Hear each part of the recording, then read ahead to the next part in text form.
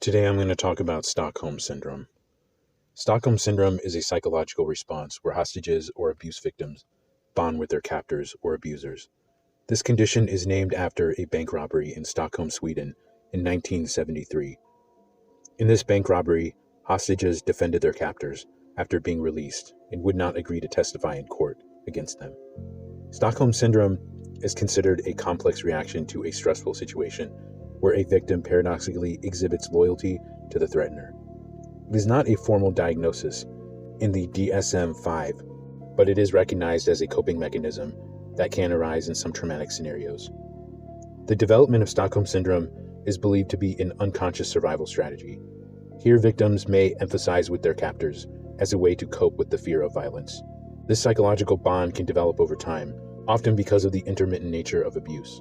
The captor might alternate between threatening behaviors with periods of kindness or normalcy, which may lead the victim to develop a sense of gratitude for such moments of kindness, and eventually foster feelings of affection and loyalty.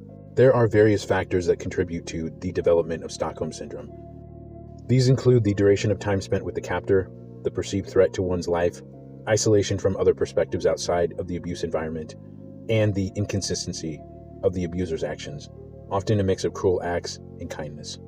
It is also important to understand the implications of Stockholm Syndrome in the context of emotional bonds that form as part of a survival strategy. For instance, abused children or battered spouses may develop similar coping mechanisms as a way to maintain a sense of security in an otherwise volatile environment. In these relationships, there is often an imbalance of power, which leads to the victim's dependency on the abusers for survival. There is an ethical dilemma in acknowledging Stockholm Syndrome. While it may explain the behaviors of victims, it also poses a risk of victim blaming. In situations where Stockholm Syndrome is claimed, questions may arise about the victim's compliance or willingness to stay in the harmful situation, ignoring the complex psychological processes at play. It is critical for law enforcement, mental health professionals, and legal systems to recognize the nuances of Stockholm Syndrome in order to provide appropriate support for victims to navigate the judicial process with sensitivity. In addressing Stockholm Syndrome, a multidisciplinary approach including psychological therapy and social support is usually recommended.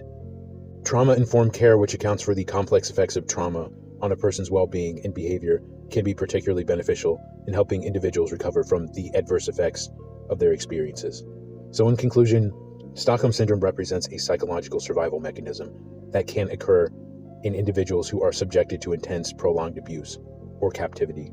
Despite not being formally classified as a mental health disorder, it is a phenomenon with significant implications on the emotional and mental health of those affected, and poses challenges in areas of law enforcement and legal proceedings.